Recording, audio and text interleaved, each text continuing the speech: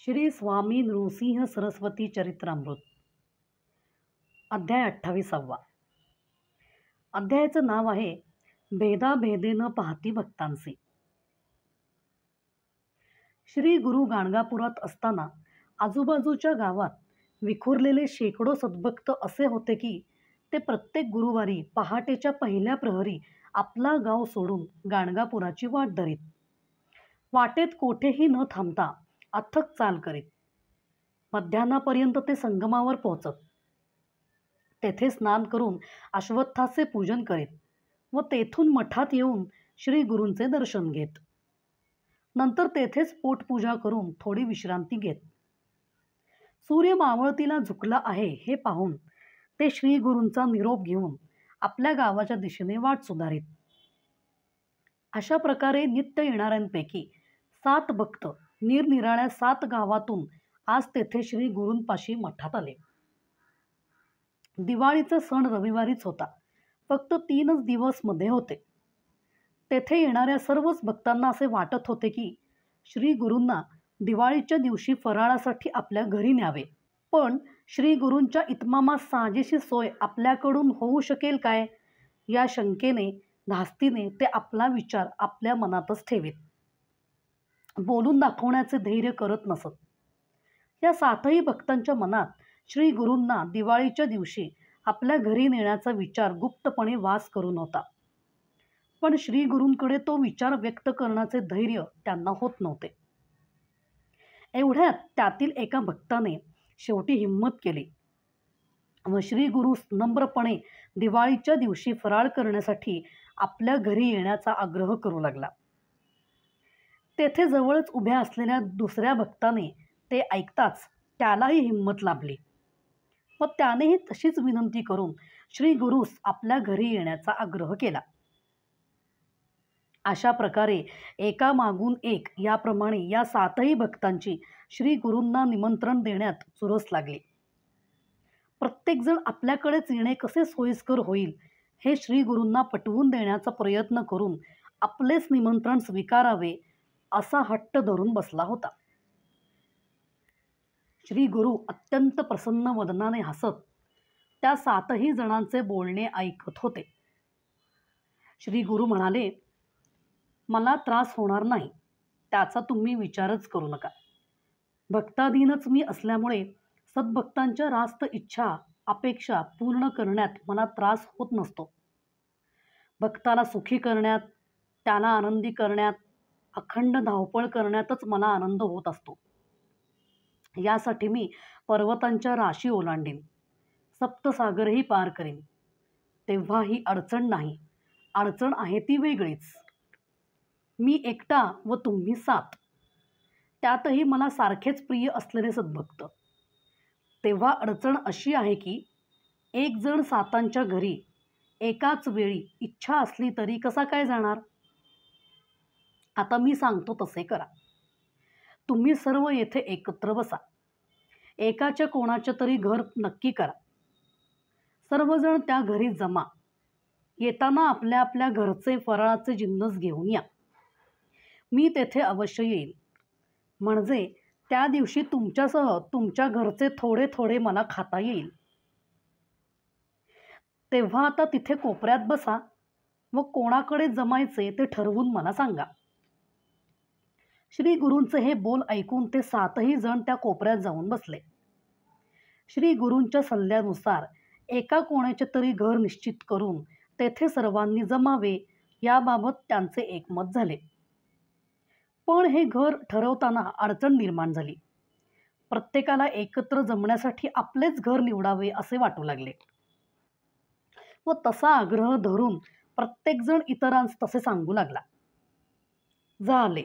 परत वादावादी सुरुवात झाली. घटकाभर हा खेळ चालला होता.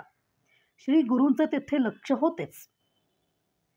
शेवटी श्री गुरूंनी त्यांना आपल्याजवळ बोलावून घेतले व म्हणाले, भांडू नका.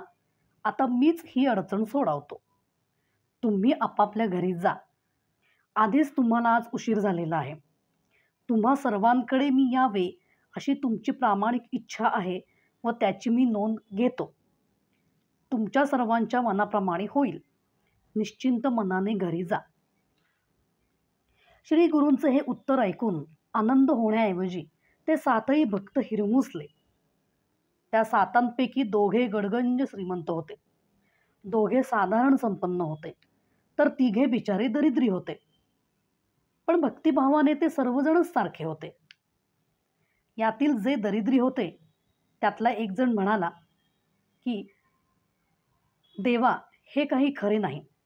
आमची समजूत घालण्यासाठी आमची ही कटकट एकदाची येथून जावी म्हणून तुम्ही आम्हाला असे सांगत आहात. पण हे कसे शक्य होईल? तुम्ही तर नेहमीच सर्वांना समदृष्टीने पाहता, सर्वांवर सारखीच माया करता. जातीपातीचा तर नाहीच, पण श्रीमंत गरीब असाही भेदभाव तुम्ही करत नाही. तेव्हा कृपाळा, हा तुमचा लौकिक कायम राखून तुम्ही तुमचे हे आश्वासन कसे काय पूर्ण करणार?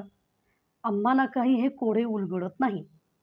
आम्हाला तोंडावर कोणाकडेच येणार नसल्याचे सांगून अथवा एकाच कोणाकडे तरी जाणार असे सांगून नाराज न करण्याच्या हेतूने तुम्ही असे संदिग्ध बोलत आहात. तेव्हा भेदाभेद पाहून गरीब म्हणून माझी उपेक्षा केलीत व या श्रीमंतांच्या घरी गेलात तर देवा, मी आजवर केलेली भक्ती वाया गेली असे खात्रीपूर्वक समजून येथील नदीत या अभागी देहाचे विसर्जन करीन, असे त्याने श्री गुरूंना निक्षून सांगितले. इतरांनीही हे ऐकून हीच री ओढली. हे सर्व ऐकून श्री गुरूंनी त्या सर्वांना शांतपणे थोडा वेळ तेथेच बसण्यास सांगितले. नंतर श्री गुरूंनी आपल्या मनाशी काही विचार करून त्यापैकी एकाला आपल्या जवळ बोलावला व त्याच्या कानात अगदी हळू आवाजात सांगितले की मी तुझ्याकडेच येणार, तेव्हा निश्चिंत मनाने ताबडतोब घरी निघून जा. यातला एक शब्दही कोणाकडे बोलू नकोस, नाहीतर परत कटकट निर्माण होईल व तुझ्याकडील येणे रद्द करावे लागेल. तेव्हा येथे न थांबता कोणाशीही काही न बोलता लगेच निघून जा. तोंडावर आनंदही दाखवू नकोस. कोणालाही तुझ्या मनातले हे गुपित समजता कामा नये, असे सांगून त्यांनी या पहिल्या सद्भक्तास वाटेस लावले. मग थोड्या वेळाने दुसऱ्याच जवळ बोलावून त्याच्याही कानात पहिल्याच जे सांगितले तेच सांगून त्यालाही त्याचप्रमाणे वाटेस लावले. मग तिसरा व मग चौथा करता करता त्या सर्व सातही जणांवर तोच प्रयोग करून प्रत्येकाच्या कानात तुझ्याकडे येतो असे सांगून त्या सर्वांना श्री गुरूंनी रवाना केले. ते सर्व आनंदित होऊन घरी पळत सुटले. सातांची 7 गावे असल्यामुळे मठात आल्याविना गाठभेट होणेही शक्य नव्हते. आज शनिवार उजाडला. रविवारी धनत्रयोदशी दिवाळी होती. तेव्हा मठातील काही भक्त फराळासाठी गावातून कोणाला बोलवावे की काय असे श्री गुरूस विचारते झाले. त्यावेळी श्री गुरु त्या भक्तास म्हणाले, गुरुवारी जे 7 भक्त निमंत्रणे देऊन गेले आहेत त्यांच्याकडे जाण्याचा आपला मानस आहे. हे ऐकून ते मठातील भक्त शिष्य नाराज झाले व म्हणाले, दिवाळीसारखा सण व तुम्ही आम्हाला सोडून जाणार? तुम्ही पंक्तीला उद्या नसलात तर आम्ही सर्वजण उपोषण करू, कारण आमचा देवच जर उद्या येथे नसेल तर आम्ही नैवेद्य तो कोणाला दाखवायचा व प्रसाद कोणाचा ग्रहण करायचा? कृपा करा, उद्या कोठे जाऊ नका. लागलीच निरोप पाठवून पाहिजे तर त्या 7ही जणांना उद्या फराळ करण्यासाठी मठात बोलावून घेतो. हा त्यांचा आग्रह पाहून श्री गुरु म्हणाले, ठीक आहे, उद्या येथेच फराळ करू. तुमचा आनंद तोच माझा आनंद. तुम्हाला योग्य वाटतील ते जिन्नस करा व तुम्हाला योग्य वाटतील त्या व्यक्तींना निमंत्रणे द्या. आज रविवार. सर्व दिवस धामधुमीत संपून सूर्यास्त झाला. मठात सर्वत्र उत्तम रांगोळ्या रेखाटून झाल्या. सर्वत्र दीप उजळले. मंजूळ सनई वादन कानी येऊ लागले. कलात्मक दृष्टीने मांडलेल्या पणत्या चित्त वेधून घेऊ लागल्या. मंगल स्नाने झाली. प्रतिवर्षाच्या पद्धतीत खंड न पडता आजही दिवाळीच्या दिवशी श्री गुरूंची फराळ ग्रहण करताना संगत लाभणार हे पाहून मठातील सर्व उपस्थित आनंदले होते. सर्वांनी श्री गुरूंना वंदन केले व सर्वांनी मोठ्या आनंदाने त्या फराळाचा समाचार घेतला. सर्वांचे आटोपल्यावर झाले ना तर सर्वांच्या मनासारखे असे तेथील भक्तांना म्हणून श्री गुरु उठून गेले. अशा प्रकारे त्या दिवाळीच्या दिवशी मठातील श्री गुरूंचे वास्तव्य तेथील सर्वांनी प्रसन्न चित्ताने अनुभवले. तिकडे त्या सातही सद्भक्तांच्या घरीही आजच्या या दिवाळीच्या दिवशी मोठी धामधूम उडाली होती. त्यांच्या आयुष्यातील हा दिवस परमभाग्याचा असा ठरणार होता. त्यांचे श्री गुरुदेव म्हणजेच प्रत्यक्ष भगवान श्री दत्तात्रेय आजच्या दिवाळीला फराळ ग्रहणासाठी त्यांच्याकडे येणार होते. त्या आनंदाने ते बेभान झाले होते. स्वागताची जय्यत तयारी केली होती.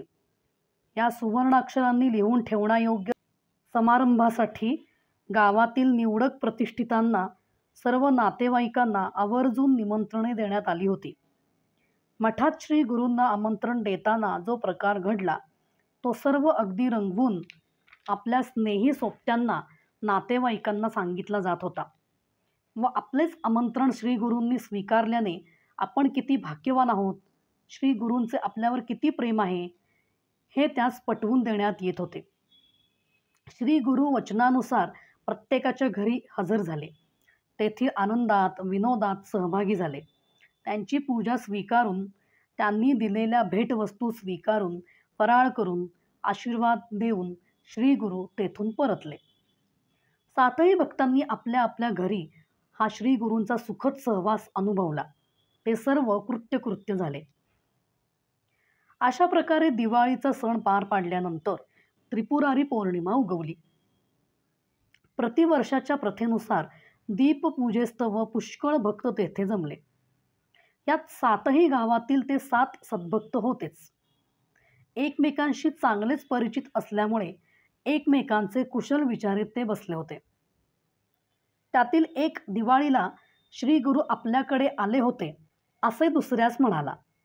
दुसऱ्याने हे ऐकताच खोटी बढाई मारू नकोस, श्री गुरु दिवाळीला माझ्याकडेच आले होते असे त्याला म्हणाला. शेजारी बसलेला तिसरा या दोघांचा संवाद ऐकून होता. तुम्ही दोघेही खोटे बोलत आहात, कारण श्री गुरु तर माझ्या घरी आले होते. अशा प्रकारे तेथे खो-खोचा खेळ सुरू झाला व प्रत्येकजण आपल्याकडे श्री गुरु आले होते असे सांगून दुसऱ्यासच केवळ नव्हे तर सर्वांवर खोटे बोलण्याचा आरोप करत होता. तेथील जे इतर भक्त ऐकत होते त्यात काही मठात वास्तव्य करून राहिलेले भक्त होते. ते म्हणाले, तुम्हा 7ही जणांना काय वेडबीड लागले का? श्री गुरूंनी तर दिवाळीच्या दिवशी येथेच आमच्याबरोबर फराळ केला आहे. तेव्हा त्या दिवशी तुमच्या घरी ते उपस्थित असणे कसे काय शक्य आहे?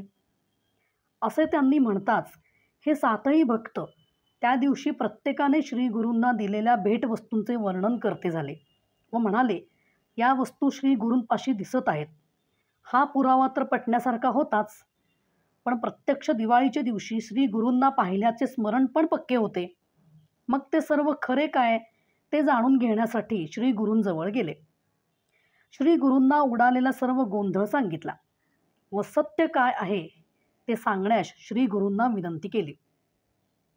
श्री गुरु म्हणाले, 7ही सद्भक्त जे सांगत आहेत ते पूर्ण सत्य आहे. मठातील भक्त सांगतायत तेही खरे आहे. मी त्या दिवशी 8ही ठिकाणी उपस्थित होतो. भेदाभेद न करता सर्वांना समदृष्टीने पाहणे हेच तर माझे ब्रीद व सर्वच भक्त मला सारखेच जवळचे. तेव्हा कोणालाही दुःखी करू नये, सर्वांना संतोष द्यावा, सर्वांच्या सदिच्छा पूर्ण कराव्या व दिलेल्या वचनाचे पालनही करावे म्हणून मी एकाच वेळी 8 रूपे धारण करून 8ही ठिकाणी उपस्थित होतो. हे ऐकून त्या भक्तांनी श्री गुरूंना विचारले, देवा, हे कसे काय शक्य झाले? यावर श्री गुरु म्हणाले, हे अशक्य नाही. जाज्वल्य भक्ती हा या शक्तीचा पाया आहे. भक्ती जशी वाढेल, अगदी उच्च कोटीला जेव्हा पोहोचेल तेव्हा सिद्धी प्राप्त होईल व सिद्धी साध्य केल्याने हे करणे अशक्य नाही. श्रीमद भागवताच्या 11 स्कंदामध्ये या सिद्धी किती प्रकारच्या आहेत, त्यांचा उपयोग कसा होतो, काय व कसे केल्याने त्या प्राप्त होतात याचे समग्र वर्णन दिलेले आहे. पण सिद्धींचा वापर फार जपून केला पाहिजे, नाहीतर त्या आध्यात्मिक नाशाला म्हणजेच आत्मनाशाला, सर्व नाशाला कारणीभूत होतात. या सिद्धींचा उपयोग करताना कोणाचेही अनहित होत नाही, त्याचप्रमाणे आपला किंचितही स्वार्थ साधला जात नाही हे बारकाईने पाहणे अत्यावश्यक आहे. नाहीतर हे दुधारी शस्त्र आपला घात केल्याविना राहणार नाही. प्राप्त झालेल्या सिद्धींचा उपयोग करण्याचा मोह टाळणे मोठ्या मोठ्या महाभागांना शक्य झालेले नाही. तेव्हा या सिद्धींच्या प्राप्तीचा विचार शहाण्याने करू नये. सामान्यांनी फक्त निष्काम अशी एकाग्र चित्ताने भक्ती उपासना करीत राहणे हितावह असते. श्री गुरूंची ही अशी एकाच वेळी 8 निरनिराळ्या ठिकाणांची उपस्थिती सर्व गाणगापुरासच नव्हे तर सर्व दिशांना समजली. ही अलौकिक अद्भुत घटना सर्वांना माहिती झाली. सर्वजण श्री गुरूंची अलौकिक शक्ती पाहून स्तिमित झाले. अवधूत चिंतन श्री गुरुदेव दत्त.